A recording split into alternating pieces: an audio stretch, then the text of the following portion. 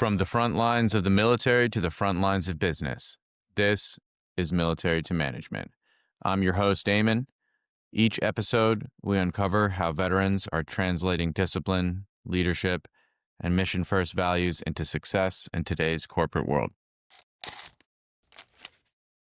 Hey, Dan, thanks for joining me today to talk about your time in the military, how you got out, and what you're doing now. Really excited to talk to you and your experiences, man, and appreciate everything you've kind of done so far, and just the guy you are. So, without further ado, can you give us a little bit of background on what you did in the military? Yeah, no, and it's an honor and a privilege to be here. I appreciate the invite. I was in the Marine Corps. I was with Battalion, 6th Regiment. I was a machine gunner. Start at the bottom. I worked my way up a little bit, not too high up the food chain, but became an NCO. My last job in the Marine Corps, or my last selected job, I was a machine gun section leader. So talk to me a little bit about that. When were you in? Any highlights on your service, and then what was it like when you decided to get out? Yeah, I served for 4 years from 2006 to 2010, kind of the peak of the Iraq and Afghanistan war, although I didn't go to Afghanistan. I had 2 combat deployments under my belt. Well, the 26 MEU, I don't know if I'd call that a combat deployment. We got to chase pirates off the coast of Somalia, do a lot of coalition training. Yeah, so I would say one of the biggest key missions we had, 2007, I was in Fallujah, and we were part of Operation Alja. Our battalion commander, who recently passed, Lieutenant General Mullins, at the time he was a lieutenant colonel, wrote a great book on it, Fallujah Read Up, highly recommend. But as far as I know, we were the last unit to do offensive operations in Fallujah. I think it was the Trump administration that came in and did a couple more offensive things years after that, but that was way after my time. And that was fun, interesting, dreadful, but it was very successful. So when we pushed the city, myself, I was low enough rank, I had no idea. We didn't know until pretty much the day of, and we cordoned off the entire city into different sections pretty much overnight. I mean, they literally had like huge HESCO barriers and concrete barriers around the city that the combat engineers got in there really insanely quick. It blew my mind how quick they operated, and it was dreadful at the time because we thought it was going to be this really like the push of Fallujah in 2004, which was a very high intensity operation. Ours was much lower intensity. Yeah, that's amazing.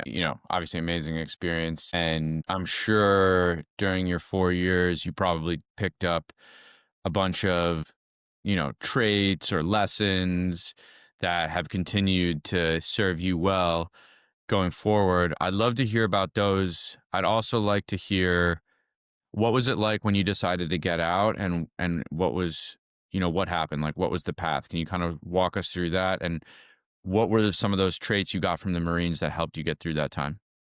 Definitely discipline. I think it's not an uncommon thing for somebody to join the Marine Corps, and they're kind of like almost like especially like if you're an enlisted guy joining infantry, a lot of those guys are kind of like society's rejects sometimes. Not necessarily a bad way, but guys that had a little difficulty conforming, or like myself, I didn't do well in high school. Is very undisciplined, and that the discipline absolutely is a huge part, especially what I do now. When you work for yourself or run your own business, like discipline is paramount. But some of the big takeaways that I learned is leadership is not a position of privilege; it's a position of obligation. I think it's very common that somebody looks at CEOs and people in the C-suite and people in the private sector in these leadership positions, and the obligation standpoint is something that should be practiced but also enforced. It's not uncommon to see in the private sector where something goes wrong at a company, but the CEO doesn't get fired. They fire someone else. Like ultimately, it's the CEO's fault. Another big takeaway I had was accountability. You need to have an incredibly high level of accountability on yourself. I've had both times in the Marine Corps and in the private sector where something goes wrong, and it might have not been directly my fault. But, if I'm working with a client and there's a third party administrator or something involved and it's somebody that I brought to the table, well, it's my fault. Biggest things I think I took was the leadership being a position of obligation, not privilege, and having an incredibly high level of accountability, and not just enforcing that accountability on yourself, but the people around you. But Love it. also as a Marine Corps veteran, though, you do have to figure out in the private sector. Marines, we had the privilege of having a lot of people that we worked with that are really high caliber people.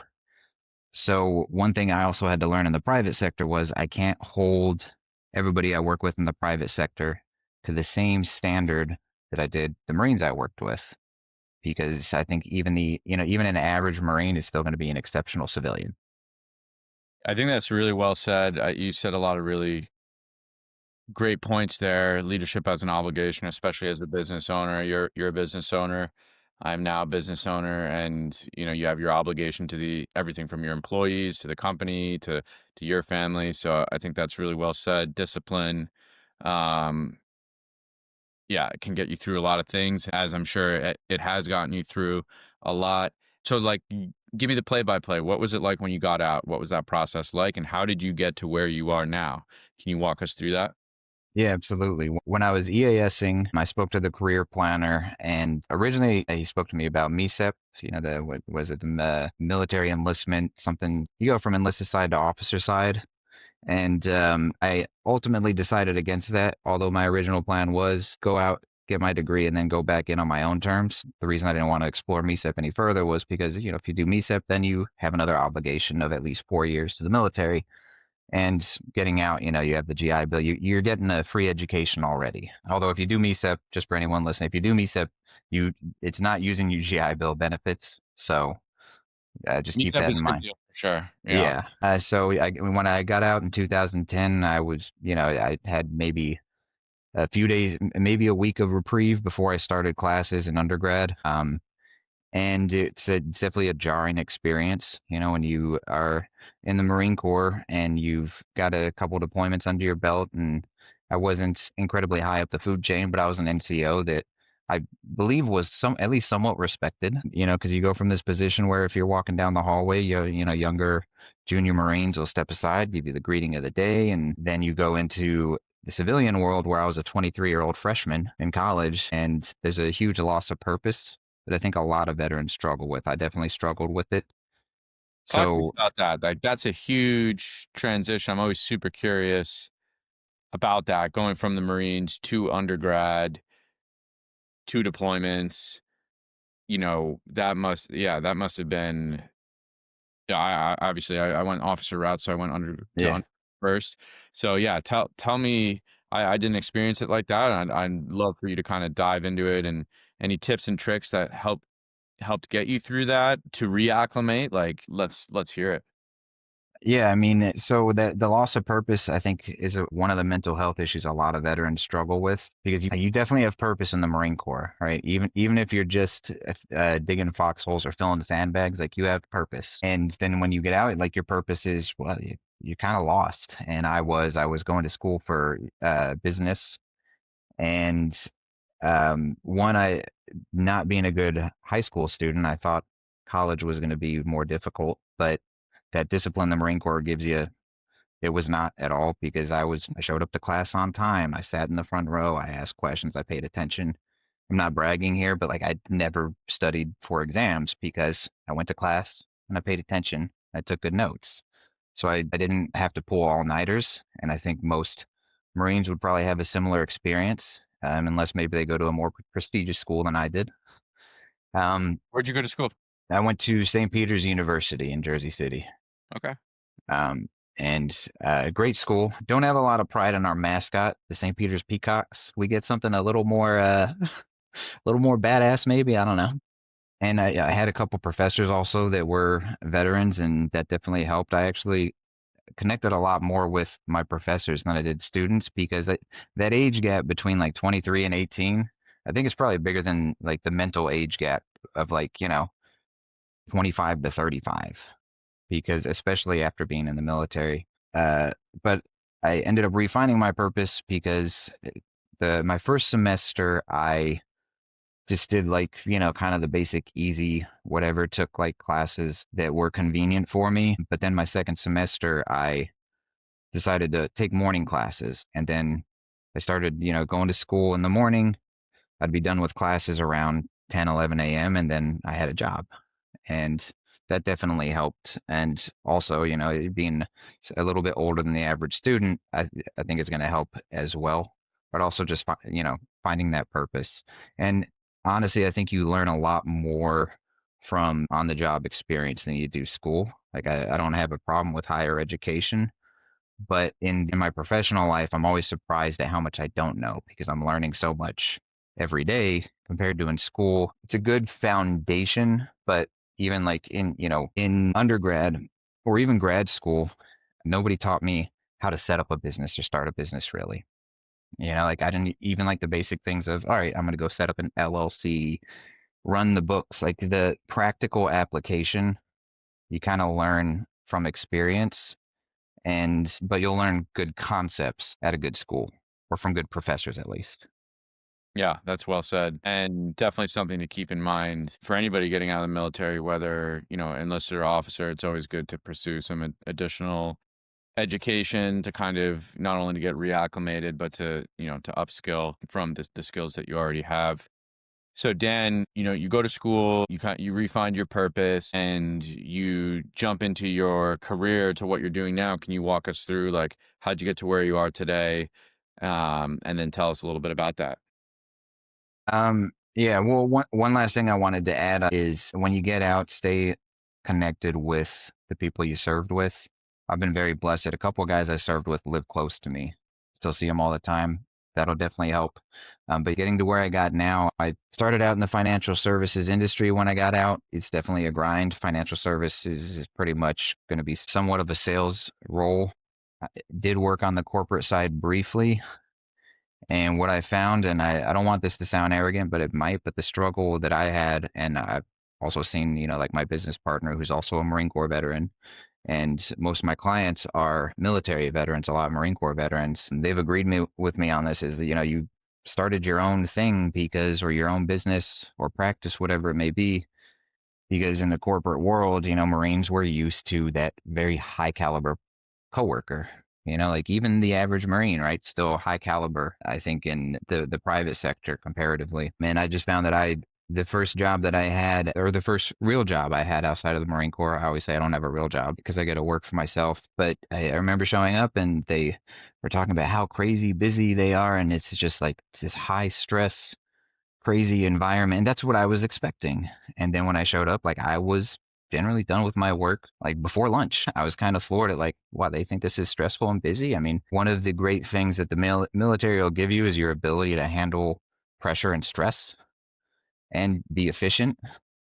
So there were people that had to stay late because they weren't done with things, but they weren't done with their tasks for the day. And I just didn't experience that in this, incredibly busy role that I was given. But I also found it frustrating because I just tended to be more efficient than the average person I was working with. It could have been the company. I mean, I hope this doesn't come off as arrogant, but that was the experience that I had. And the arrogant part, which I will admit this is arrogant, is I just thought like I can do this better. So I did. And I also didn't want to be beholden to, I wanted the freedom of running my own business. Like you get a lot of freedom with it, a lot of stress as well.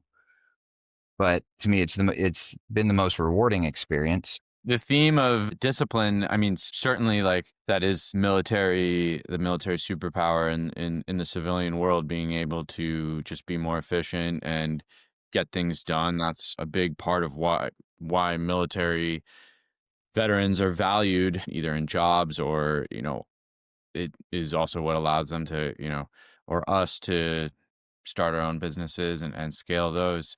So that's great, Dan. I'm glad you're talking about that. Give us a background on, what's day to day like owning your business and running your business. Like what's Dan, the CEO like right now? Day to day, I mean, it's changed a lot recently. I have a 10-month-old. Congratulations. So thank you. And that definitely, I thought I was great at time management until I had a kid. I think I'm still probably decent at it, but that was kind of a shock to me of, you really need to have great time management once you are running your own business, but then also you toss in family. And so, yeah, the day to day is It's gotten a lot more relaxed recently, but that's because my goal when I started my business was I'm going to work really hard in the beginning so that when I do get to the point of, getting married and having kids and all that, that I will hopefully have the luxury of no longer working the 60-hour weeks. I mean, my first 5 to 7 years or so. I mean, I've owned my own business now it'll actually be 10 years come January. Congrats on it. Um, and the first, at least I would say 6 or 7 years, I was doing a 50, 60-hour week on the regular. In the earlier years, even more than that sometimes. And there's less payout in that as well. Like it took me several years of owning my own business to get to a point where one, I made a comfortable amount of money. And then it took me even longer than that to get to a point where I'm like, okay, I don't have to worry about, I don't have to worry about our financial position at this point. But that takes a very long time. I think it's a rare thing for someone to start their own business or start their own practice and immediately make a lot of money. So persistency and consistency are pivotal. So that's a long-winded answer for a short question, but yeah, the day-to-day comes to in the morning. I get to spend time with my kid, a little home gym where he crawls around in there while I'm working out. As far as work goes, that can be, who knows? It depends on the time of year. This is not our crazy time of year. Like I said, long-winded answer for short question, but Yeah, no, I appreciate how you kind of describe the arc. I think what's important to take away from that is if you grind, in the beginning, you can get yourself in a position where to can like where what you're now enjoying. You have the flexibility to be able to spend time with your family because of the hard work and dedication you put in beforehand. So I think for anybody listening to this, that's a great example of the fruits of entrepreneurship. So yeah. Well, one thing that I think people should pay attention to is, when you have somebody that has a lot of experience, and you're like, why do they charge so much? So, well, you're not paying them for the hour of work. You're paying them for the 10 years of grinding and mistakes they've made and lessons they've learned and improvements they've made. But then also, going back to that leadership being a position of obligation, there are privileges that come with it. Like the privilege now of I get to set my own schedule to a point, depending on if clients have important meetings, that sort of thing. But that privilege came from the obligation I held, right? Like my business partner, he started out not as a partner, he's just, a young Marine that wanted to get in the space that I mentored, but through the obligation I had to him of getting him to a point of being incredibly good at what he does now, that is what gives me the privilege of being able to have some more flexibility in my schedule because I can rely on him and vice versa. So privilege can come, but only if obligation is upheld. amazing, amazing. All right. So financial services, explain that to folks who might be in the military right now. Like, what is that? Like, what do you do? Yeah, it can be a broad field, right? Like when people say financial services, you tend to think insurance, financial advisors, maybe accountants, CPAs. What we do is a little different than that. So I started out just trying to peddle life insurance. Great training, a lot of lessons learned, but it's very difficult as a 23-year-old to try and talk to someone 10 years older than you about their financial needs, right? Um, so we focus primarily on what we call it advanced tax planning and high finance, right? Because a saying somebody told me that I love is like the harder it is to explain what you do, the more money you're going to make. I think there's some truth to that. Same thing with what you do, right? Like I have a high level understanding of what you do, but I'm not going to fully understand it. So, anyways, we work primarily with businesses and high net worth individuals in advantageous routes. I've learned that what we do is sales oriented. I don't consider myself or any of my business partners salesmen or salespeople. Everything that we do is generally going to be a benefit to the client because we're paid normally through reducing costs, primarily through taxes, payroll taxes, capital gains taxes. On the business side, we work with businesses that tend to have 200 employees or more or are doing at least 10 million or more in revenue. On the private side or retail side, we work with individuals that tend to have very large capital gains burdens. And we're not CPAs. People always assume we are CPAs. We focus on the tax loopholes. We're actually licensed to give CPAs their continuing education credits, so it aligns with that. But we do tax planning. The pitch I give sometimes is CPAs are looking in the rear view mirror, looking at compliance, making sure you're doing everything correctly. We're looking out the windshield, looking ahead, looking for those tax advantageous routes or high finance routes that are going to help you recapture some of your tax dollars or some of the costs or insurance premiums you're sending to large organizations. Amazing, amazing. And I could definitely think of myself coming out of the Marines and thinking about something like that and maybe being confused or not interested. But the more I've been in business, the more that is very interesting, So what you do, Yeah. super important. I'm sure you bring a lot of value to your clients. What are some trends you're seeing in your industry? Like, what are some possible changes, like good or bad, or, talk to me about that. Um, AI, I think, it's affecting every industry at this point. I love and hate it. It's what we do. I'm not too concerned, at least currently, that AI can replace us. I'm sure some, it can get there someday, but it's causing a huge shift in financial services now. Money managers, financial advisors, and all that. Like a lot of people can go to ChatGPT or whatever AI they're using, and it'll give them decent answers, but it's also causing headaches because people will go to the ask AI X, Y, and Z, and AI is really still kind of in its infancy. I've had a client that came to me and he was like, "Well, I asked ChatGPT this, and it says I can do X, Y, and Z." And I like, "Look, ChatGPT is wrong sometimes. It's definitely wrong in this scenario." So I wouldn't say that it concerns me, but that's definitely the big shift I'm seeing. And I think a lot of the automation that it adds has done wonders for us. But like I said, it I love it and hate it. It's great, but it also sometimes terrifies me. Well, it's the people who learn how to wield it that are going to get the most benefit from it. So it's good that you're already, tinkering with it and applying it, because those that learn to wield it, it just becomes another tool. And those that, don't wield it don't have that tool. That's Yeah. kind of the way I think about it. So, Well, and you made a good point there. It's a tool. I've got a buddy that he's not in my industry, but he owns his own business, and I've used AI to like help with our newsletters or do some fact checking here and there.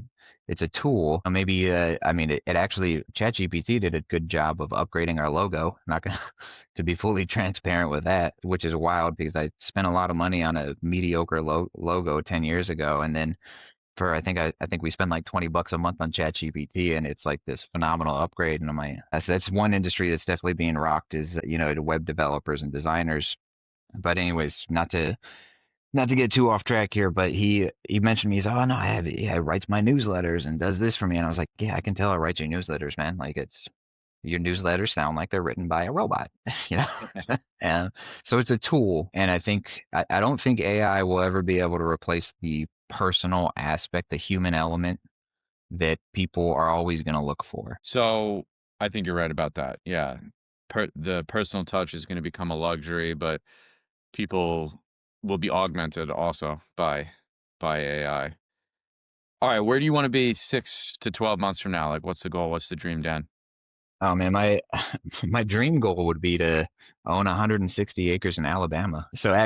For if you're a veteran out there, Alabama's a phenomenal state for you. If you have a disability rating, you're one of those states that like your property taxes are directly tied to your disability rating. If you're 50%, you get a 50% discount, 100%.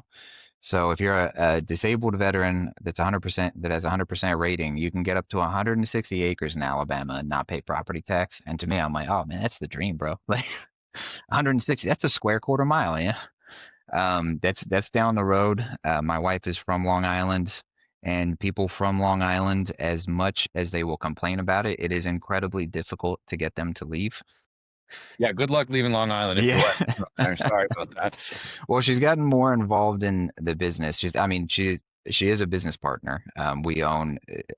She's a business partner in all my businesses. My day to day is finance for thought, tax planning. We also own a small private equity group, and we have a good amount of real estate holdings. And that's one thing, if you're veterans listening, like look into the VA loan. You can use it for up to a 4-family home. You don't need a down payment. It's exactly how we built our real estate portfolio. We've never used a dime of our own money. It's one of the most underutilized benefits for veterans. But yeah, the dream would be, I don't honestly, I'm kind of living it now. Other than living, I like Long Island. It's okay. I, I do love New York, but it's a difficult place to live. The cost of living is incredibly high. Our property taxes are nuts. Um, there's places that are easier to live, but I'm kind of living the dream now. I have a woman out of my league, a son that got his mother's looks. Um, There you go, man. and yeah, like what do I have to complain about? I'm a grateful person for the position I'm in. Dan, if you can give one piece of advice to somebody who is thinking about getting out of the military or maybe just recently got out, what would that be? Um, Utilize your Marine Corps network. I mean, that's exactly how we met, right? Was the Marine Corps network. But you can do that for, any branch. I think you have an advantage with the Marine Corps because the Marine Corps, yes, technically is a branch of service, but it's also a cult, right? Like, the way that I built my business and the way that I found really high caliber business connections was the Marine Corps network. I just went on LinkedIn and I put past job Marine Corps. Then I was like, well, who am I trying to connect with? Like CEOs of 500-person companies, CFOs, like HR directors. That's literally how I built my business was, all right, well, past job Marine Corps, what's your current role? And what I found is literally half of the Marines I reach out to will accept, even if we didn't know each other in the Corps, or they accept my connection request. And out of that half, so I'd say 25% of the Marines I reach out to, I end up at least having a conversation with. But also when I reach out to them, I just don't go, oh, hey, we're both Marines. I think when I reached out to you, I said like, hey, we're both Marines and we served at the same place. Or, I found like I looked at who you were, and I Mm. do this with anyone I reach out to. And I also pay attention if somebody does this when they reach out to me is, hey, did I just check the boxes, or do you actually know who I am and what I'm about? And just putting in that extra effort, that small extra effort, like to reach out to them, like, hey, I noticed we're both infantry, or we both are OIF veterans. That's gonna go very far for you, but it's an underutilized network. People are always kind of surprised when I tell them like 80% of our clients are veterans, and most of that 80% are Marine Corps veterans or businesses that are owned or operated by Marine Corps veterans. So utilize that network. Find some good mentors. Even if you're getting out of the military and you're looking to get a job at a specific company, if it's a large company, guarantee you can go on that company's LinkedIn page. You literally do a search, see if anybody has past job, Marine Corps, Army, whatever it'll be. You can reach out to them. Most jobs, I think, are not achieved or not given based off of um, your resume. I think most people get a job because they knew somebody, or it at least makes it substantially easier. And companies do want to hire veterans. There's a lot of reasons, right? They can get tax credits for hiring recently transitioning veterans, but also you have surpassed a certain barrier of entry, right? Like they know you're at least of a certain caliber of person, right? Because not just anybody can get into the military, especially the Marine Corps, right? The Marine Corps has the highest. Any veterans out there, like, look, we know this is the case. This is why Marines, we brag, but I feel like we earn the bragging rights. We're treated the worst. We have the smallest budget, but we also are the only branch that passes an audit and has passed an audit every year for at least the past decade. But just to give an example, the standards to join the Marine Corps are higher than the standards to run for Congress or even be president, right? So you have checked certain boxes as a veteran. That gives you a one up. But also, I think NVIDIA is like the number one ranked company to work for. I can guarantee if we went to NVIDIA's LinkedIn page and just put like go to employees and put past job Marine Corps, there's going to be, or any branch of service, you're going to find at least a handful of people, if not, dozens or maybe depending on the size of the company, hundreds of people. And those are people that are going to be more willing and able to help you than anyone else there. That's great tactical advice. Yeah. Yeah, I appreciate you sharing that. Dan, it's been a pleasure talking to you. If somebody's interested in reaching out to you or finding out, more about you and your business, like where can they find you? Yeah, our website is all you can find all our contact information there. Finance Forethought, that's FOR, not the number four. Finance Forethought, like food for thought. .com. I'm pretty easy to find because my last name is very uncommon. Nuwash. If you just did a quick search of me, hopefully nothing crazy pops up, but you can find me on most social media platforms with just a quick search. If you're a veteran, I'm almost always gonna be willing to connect with you. Easiest way is always our website. Awesome, man. Dan, it's been a pleasure. I wish you nothing but success in your future endeavors, and I appreciate you taking the time to talk to me, man. Hey, likewise, and I appreciate you hosting a podcast that's by veterans for veterans. This is something I've wanted somebody to see do, and I'm glad to see that someone's actually doing that now. You're talking about the transition out of the military. Like there's a lot of veterans that struggle with getting out of the military, and I think something like this is going to be very helpful and beneficial to them. Appreciate you doing that, and I want to encourage you to just keep at it, stay persistent, stay consistent. Thanks, man. I appreciate that. As long as we can help one, it'll be Yeah, good. So, yeah, I appreciate you and your time, and let's stay in touch. Thanks, man. absolutely.